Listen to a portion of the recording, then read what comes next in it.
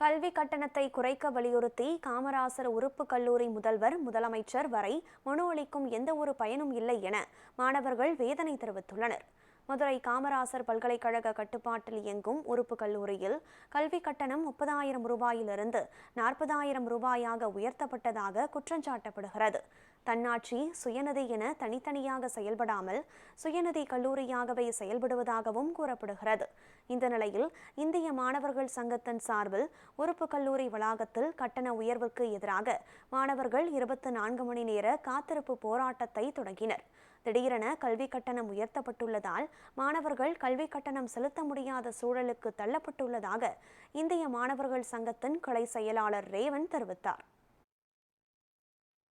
இந்த மதுரை மாநகர் பகுதிக்குள்ள ஒரு அரசு கல்லூரி இல்லாத பட்சத்துக்கு பல இடங்கள்ல இருந்து பல இந்த மாவட்டத்தை சுற்றி இருக்கக்கூடிய பல கிராமங்கள்ல இருந்து பல ஏழை எளிய மாணவர்கள் இந்த கல்லூரியில் படிக்கிறாங்க.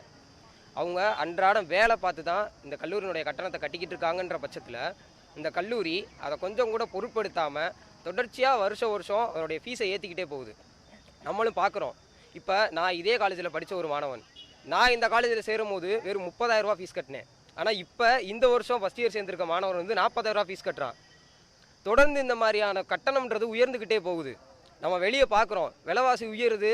நம்மளால் இப்போ பொதுவாக ஒரு வாழ்வாதாரமே பாதிக்கப்பட்டு கிடக்கிற நிலைமையில கல்வி அப்படின்றது அடிப்படையாக கிடைக்க வேண்டிய ஒன்று. அந்த கிடைக்க வேண்டிய ஒரு விஷயம் இப்படி கட்டணம் கூடிக்கிட்டே போச்சு அப்படின்னா மாணவரோட கல்வி ஒட்டுமொத்தமாக பாதிக்கப்படுது.